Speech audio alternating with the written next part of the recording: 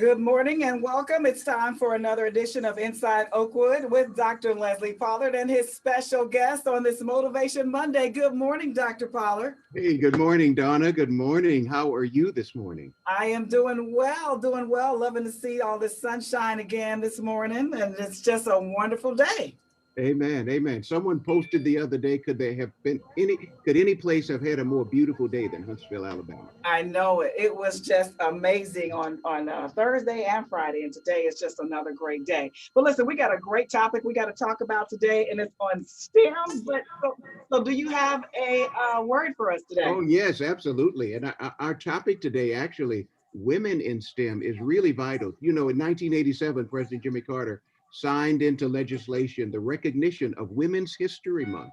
And that, excuse me, I said 87, 77, Women's History Month. And this has been a celebration through the decades of reminding us of the signal contributions made by the female portion of our society. And that's exciting. And that's what we're here to talk about today. We're talking about women in STEM. And when we talk about STEM, what are we talking about? We're talking about science, technology, engineering, and math. So those are the areas that are covered by the acronym STEM. As I think about this passage, as I think about this subject this morning, Donna, I'm reminded of Daniel chapter 12, verse 4. Now, this is one of the most misunderstood passages in all of Scripture, because here is what it says. It says, many will run to and fro, and knowledge shall increase. And so, of course, what the actual application of that passage is actually talking about prophetic knowledge and understanding of the end times, et cetera, et cetera. But in a homiletical way, we can say it also points to the time of the end when there will be an explosion of knowledge, and nothing is more significant, nothing represents that more than the explosion of understanding in the area of the sciences. It began with the scientific revolution, and then it continued to move forward. And today we are just immersed in the benefits of scientific knowledge. And so today, what we're talking about are women in STEM, Donna, women in STEM. And why is that important? Because we know that heretofore, like many areas of knowledge, science and other genres and other categories of knowledge had been the province of males. But now we see that we're correcting that in our society and saying, wait a minute, why would we want to truncate our ability to acquire knowledge and cut it in half by excluding the other half of humanity? So that's a part of what we're doing today. And we're acknowledging the signal contributions and the interactions that are so important by our women in STEM. And today we got I'm talking too much. Today we've got a tremendous panel, and I'm so excited about it. Maybe that's a sign of excitement. Let me just introduce some of our guests this morning. So we're going to start with Dr. Prudence Pollard, who is our VP for Quality Research and Faculty Development, a woman in STEM who studied in the sciences here at Oakwood University. Then we've got Dr. Karen Benn, who is our Assistant Provost for Undergraduate Education. She also is a woman who started her career in STEM. Then we've got, as a special guest this morning, I think I'll take her last. Then we've got Dr. Elaine Vanterpool, who is a chairperson of our Biological Sciences program. And then we've got Dr. Lisa James, who is also a chairperson of our Computer and Technology Sciences program. Then we've got today, oh, yes. And we've got our special guest this morning, Ms. Tawnya Plummer Laughinghouse, who is I want to get this right, who is the manager of the Technology Demonstration Missions Program Office at NASA. And so whenever we have a lady from NASA, we are certainly honored, right? So many hidden figures there. And we're certainly happy to meet a new one this morning. So that's what we're doing this morning, women in STEM, and we're starting with tremendous contributions and understandings. That's what we're doing. All right, so there's so much around this issue of STEM. Why are we really focusing on this, Dr.? Okay, so part of the reason that we are focusing on this morning is because we know that if you are not at the table, then your agenda is not on the table. So just as in the racial conversations of the day, if certain people of color are not at the table, then your agenda is not on the table. Who is interested in sickle cell the same way we are interested in sickle cell? Well, maybe Italians because of the incidence among the Italian population, but certainly African Americans. So there's a tremendous research interest. And I think we'll start by just asking that question. And maybe we'll start with Dr. Prudence. Why is there so much research and grant interest in this field today, not just locally, but also nationwide? Why is there so much research and grant funded interest in women in STEM? Dr. Prudence? Okay, I will try to answer that question, and I think Dr. Lisa James will add to it because I will end with her profession. And so just looking at women in STEM in the United States on this International Women's Day, the profile in the United States is very similar to the international profile. I will address two areas, one in education and the other in the labor force, and I will end with two factors that should cause us concern. In education, when we look at the issue, let's start with the workforce. Let's broaden what STEM actually means in the labor force so that we can see the many professions. When we talk about, say, science, we're talking about life science, we're talking about physical science, we're talking about the social sciences also. Those are the occupations. We're talking about the biological scientists. We're talking about people like, I think Tawnya is on this call, on this webinar. People like our Puerto Rican sister, Montserrat Roman, over here there at NASA with Tawnya. We're talking about the computer and mathematical occupations. It's not just mathematics. We're talking about the whole plethora or plateau. On that plateau are many occupations, like my own as an evaluation scientist. We're talking about software development, designers, developers, applications and systems. We're talking about architecture and engineering. Don't forget architecture, we often leave that out. We're talking about the civil engineers and so forth. When we look at overall the STEM professions, we see that the life, physical, and social scientists are the highest represented group. They're pretty okay. We're working on that. But we have a gap to close there. But they're the most represented in the labor force. In fact, they're around 50 to 60% of the labor force. Let's go to the other side. And this is where Dr. James comes in. We see that right in the middle, the mathematical professions are about 25 to 26%. That ought to cause us concern. And we're talking about women in STEM. We're not talking about men in STEM. And then we go down to the engineering occupation, and they represent about 13 to 15%. They're least represented. So people like Audrey Johnson at NASA, who is, of course, legal counsel at Marshall Space Flight Center, she represents a minority population. So that's the labor force. That's why the interest, underrepresentation in the labor force, and I will speak to what that results in those two outcomes. The pattern is the same in education,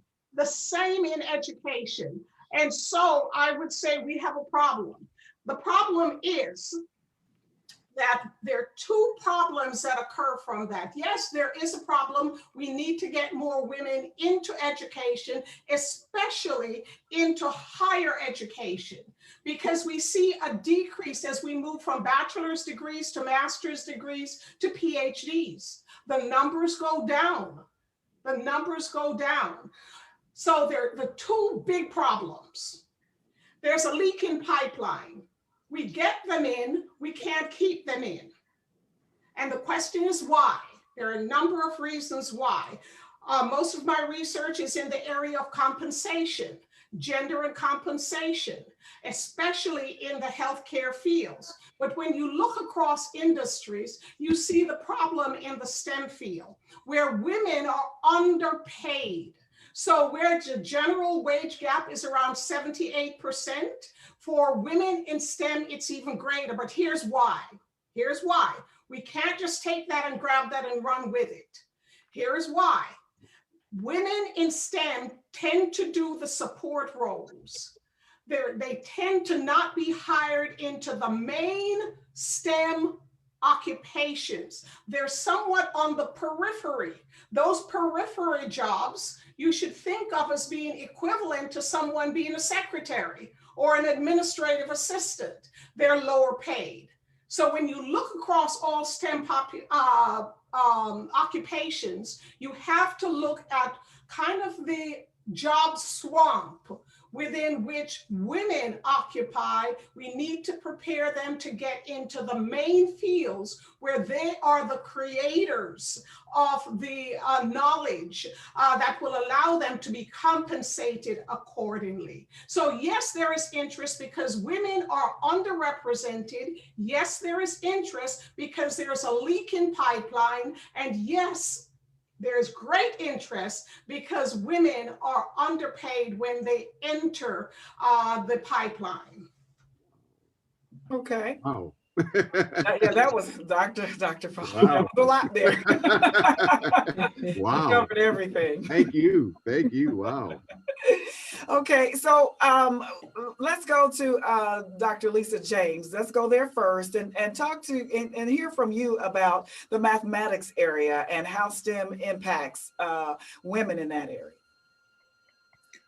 Well, as you know, mathematics, there's no STEM without mathematics, quite basically. Okay. If you don't know, that is the truth. Because mathematics is the foundation. You won't get useful information without mathematics as you're looking at all of the STEM areas.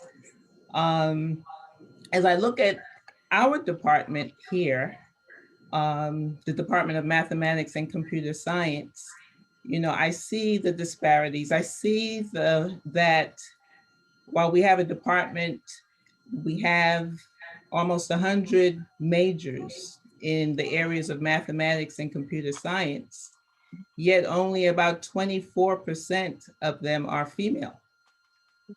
And that's a concern, you know.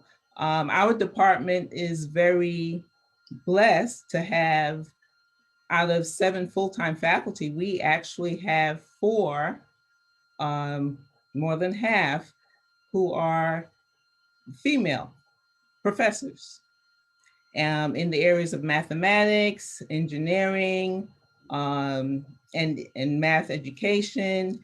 And we, looking at the concerns regarding the number of students who are pursuing careers or degrees in this area, you know, we wrote a grant that through the Department of Education, the MISIP grant, the Minority Science and Engineering Improvement Grant.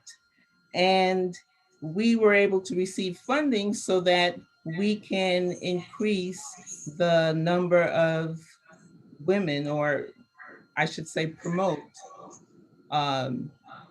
mathematics and computer science and engineering and so forth to other students.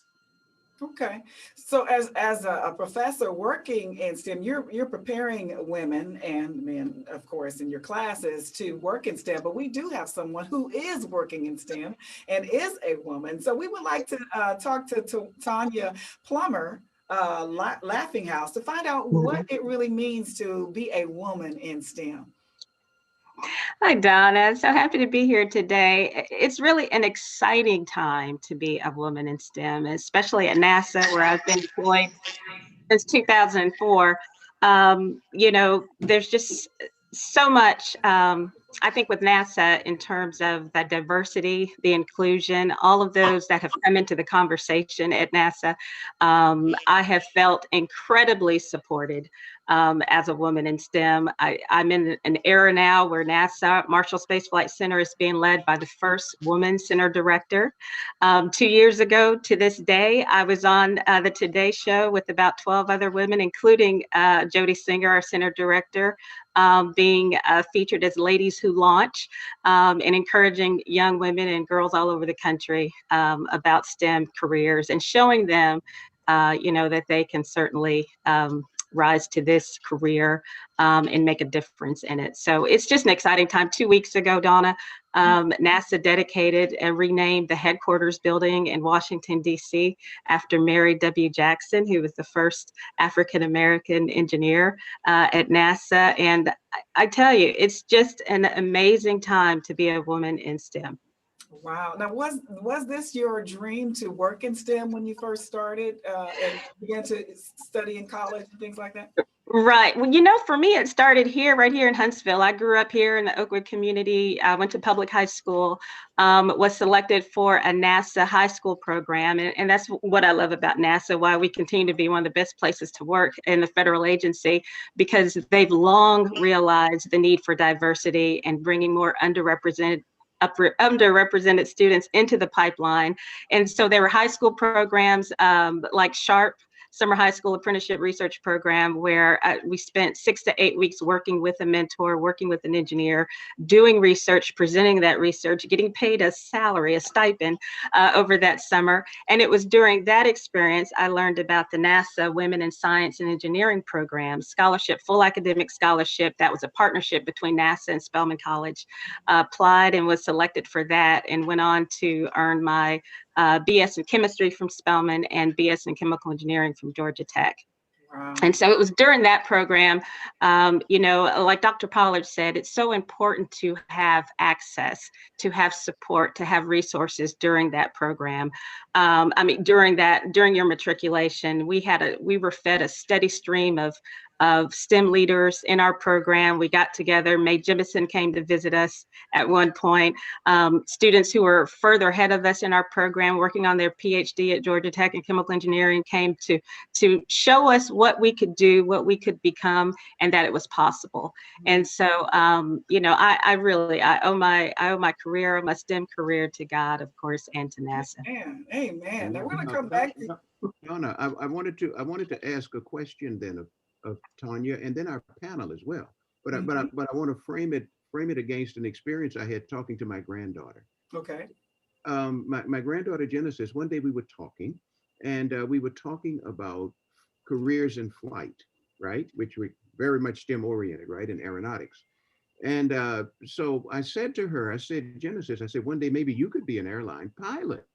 And this is what she said to me. She said, no. She said, Daddy, that's for boys. She said, Papa, that's for boys. So she was 4 years old at the time, right? So you understand. So I'm thinking about this, and her grandmother is an evaluation scientist. Her aunt is a pharmacist. Her mother is an attorney. Where do girls get these messages from? Because it certainly isn't coming from our home. Now, the good side of this story is that one of the pilots at Delta Airlines, a gentleman, heard her make that remark. And he actually brought her into the cockpit, because we were on a plane at the time when she said it. And I don't know how it got to him, but he invited her to sit in the cockpit. He put his hat on her head. This is pre-COVID, everybody. He put his hat on her head and all of those. And we took some pictures and those kind of things. We've shown her those pictures. And he was trying to point it to the future. He said, no, there are lots of female pilots and everything, et cetera, et cetera.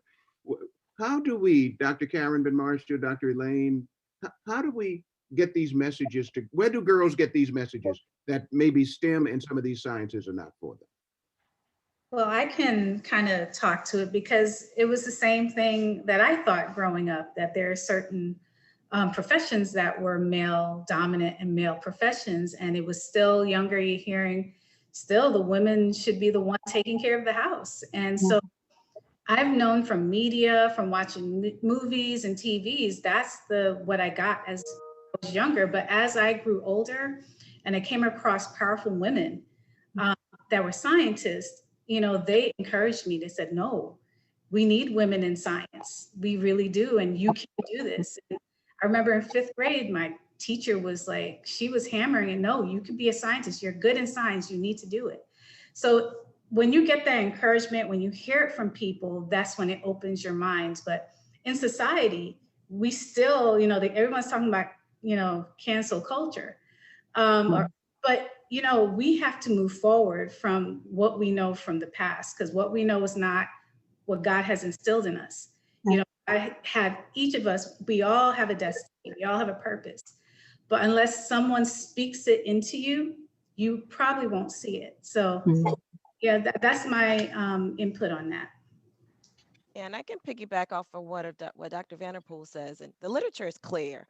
If women, girls, are not introduced to science early enough, and when we say early, we're talking about elementary age, pre-elementary, and they don't cultivate that interest early enough, it will be difficult to motivate them later on. And so I think that's really important, even, just through the child development lab, Dr. Vanderpool will tell you that she starts introducing young people, those young girls and boys, to STEM at that early age, because it is so critical.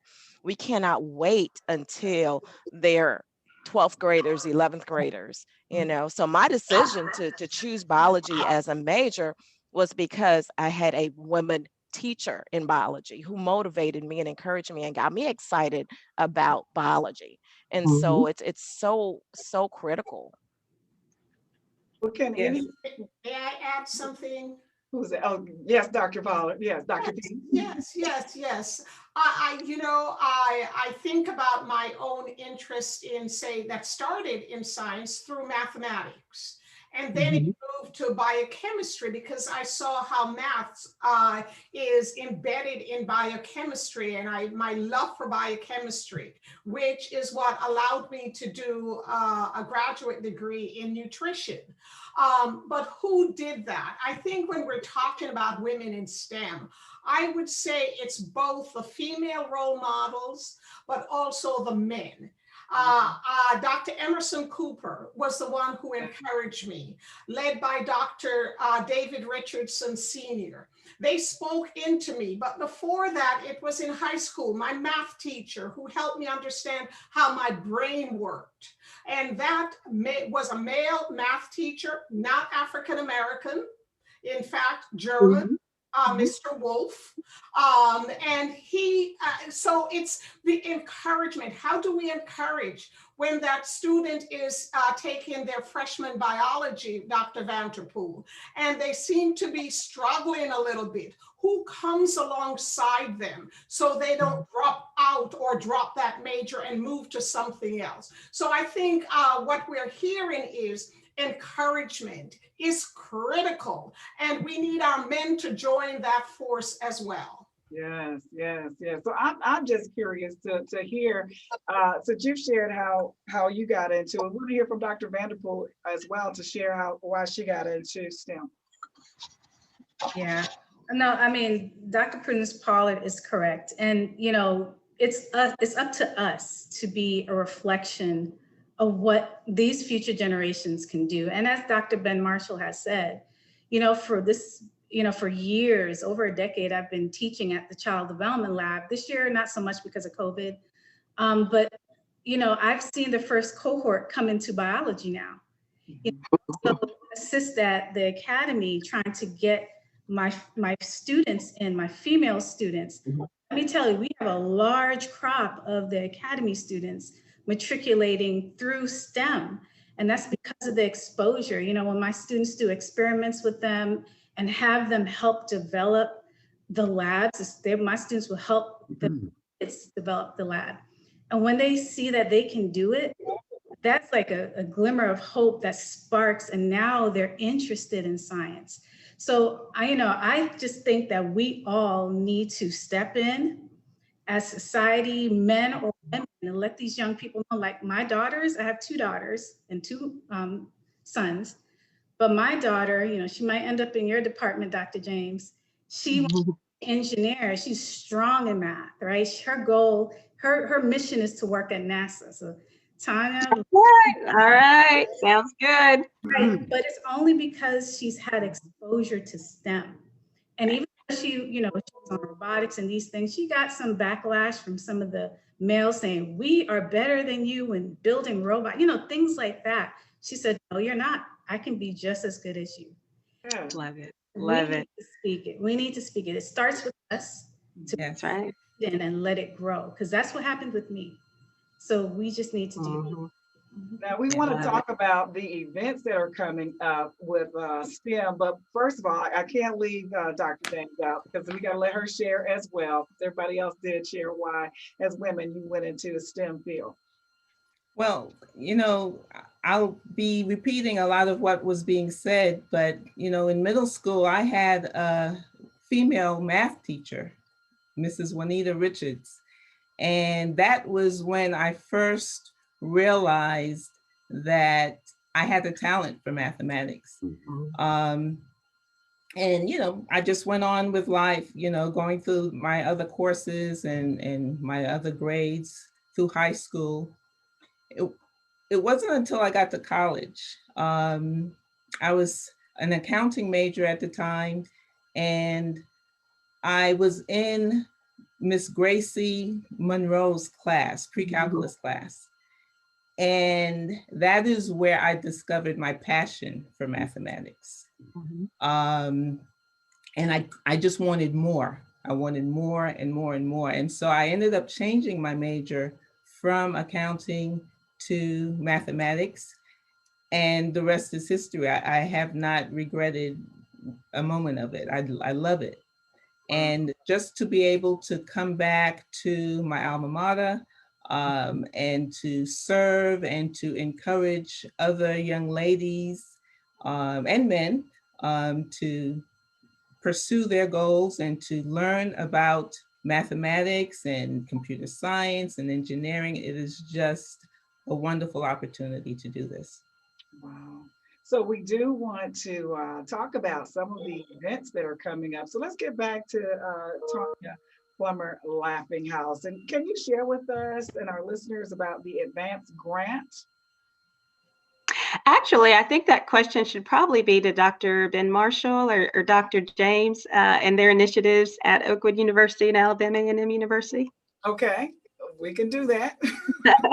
Well, well, we're really excited because we actually received funding from NSF to the National Science Foundation to really advance this conversation about gender equity issues.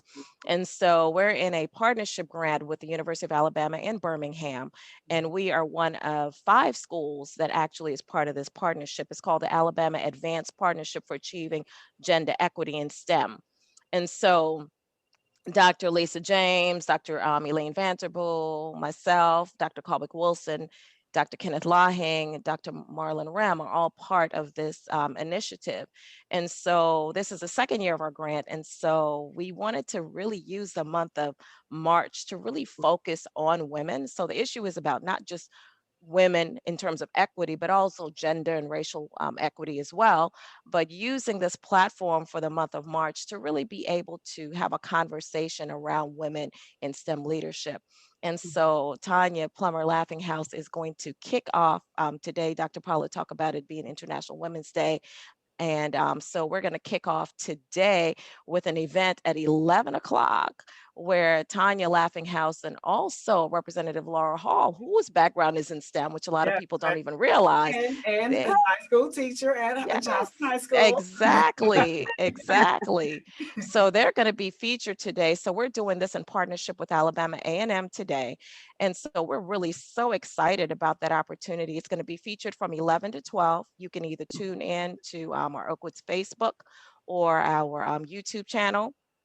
And then Dr. James and Dr. Vanterpool can talk about some of the other things that we're doing around the month of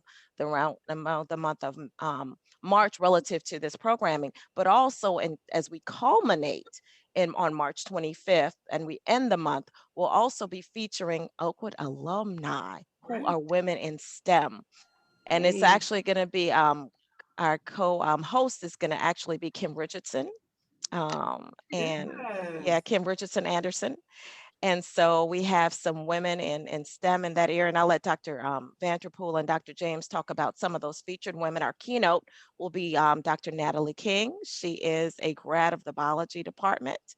And we are so excited. She is a neurophysicist, I believe. Is that correct? A neurologist? She's a neuroscientist. Neuroscientist. And some of the other individuals who will be featured will actually represent the actual departments that we have at the institution, departments in STEM. And so one of the panelists will be Dr. Sonia Benn. She is a graduate of the chemistry department, graduated with a degree in biochemistry, and is now an oncologist hematologist in Memphis, Tennessee. Dr. James, you want to talk about your panelists and Dr. Vanterpool, and then we can probably circle back about some of the other events. And you're listening to WJOU 90.1 FM, licensed to Oakwood University in Huntsville, Alabama. Go ahead, Dr. James. Yes, well, we have also on the panelist is Brianna Richardson Scott. She is an engineer. She's also an Oakwood alum, and she will be one of the panelists this afternoon.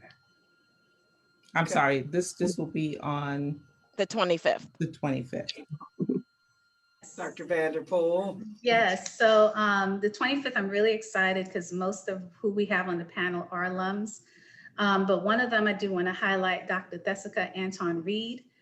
She is a 2009 graduate of biology, but right now she is the medical director of microbiology and immunology at the Metro Health Medical Center. And she has over 20 publications. She's amazing. I'm really happy to see that. But I do want to talk about the event that biology is having this week, Thursday.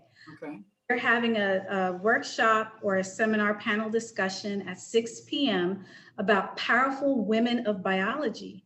And majority of who's on the panel are biology alum, including our very own Dr. Karen Benn Marshall. Really exciting because she is a powerful woman of biology, right? But want to miss that event, we will have our flyers going out and we'll have our Zoom information put out at 6 p.m. I do want to mention that chemistry next week will also be hosting an event with their alums that are doing research. So look forward to that as well. Wow, so much happening and coming up with this, and we're just so excited we can celebrate on National Women's Day, Dr. Yeah. Yeah, Dr. James has, she doesn't want to be left out to mention her event, please. Right. Right. Okay. I'm sorry, I did. Well, yes, on March the 25th, we are excited that we're going to have what we call Win for STEM Symposium. WIN stands for Women's Initiative for STEM, and it is geared for high school students and for current students who may be interested in STEM. And the title of our program is A Woman's Guide to a Successful Career in STEM. Our keynote speaker is going to be Dr. Nehemiah Mabry. He is CEO and founder of STEM Media. He's very passionate about students and encouraging people to pursue careers in STEM. And I'm also excited about our panel discussion that we will have, being moderated by Dr. Melissa Richardson, our very own, in the biology department here. And we will have a variety of panelists from the area of chemistry, engineering, and also we'll have an epidemiologist who will be on the panel, and Dr. Mabry will also join. This is in collaboration with the MISSIP grant that I mentioned earlier. And we're just very, very excited. It will be at 4 p.m. on March the 25th. Wow, there it is. All of the events that are happening in March. So we got March the 8th, which is today, and then March the 11th, the 17th, and the 25th. 2 events happening on the 25th. Great events coming up where we are celebrating all women mostly, I'm sure, right? That's it, right? Dr. Pollard?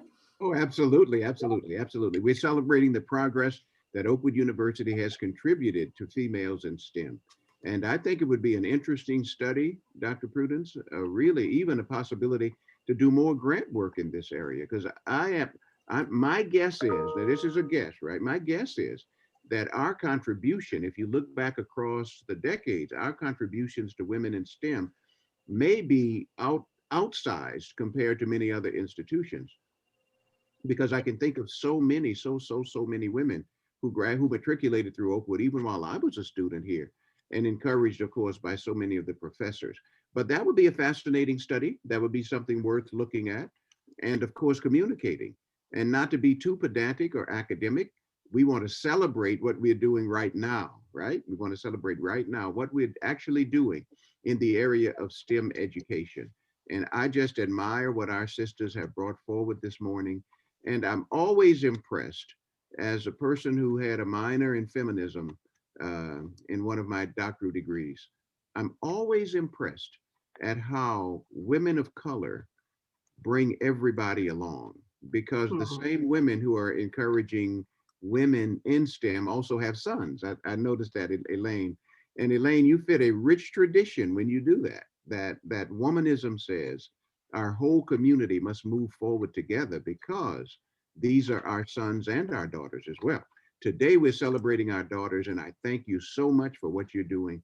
I know that the work is going to be profitable and fruitful, and it's going to be inspiring. And we're going to reach a whole generation that is unreached at this point with the message of the good news of STEM. So thank you. Thank you so very much. And we look forward to everyone's participation, Donna, in these events as have been listed. They can also get information from the university website, www.oakwood.edu, also at the WJOU website, 90.1. So please look around and get the information and feel free to join us. Thank you so much. We appreciate this. It's been a great, deep discussion about STEM and women in STEM, and we appreciate all of our guests showing up today as well. Dr. Pollard, with you, been great. Now, next time for Inside Oakwood, we'll have another great discussion, and we want you to join us on Thursday at 8:30, same time, same place. Thanks for being with us, and y'all have a great day.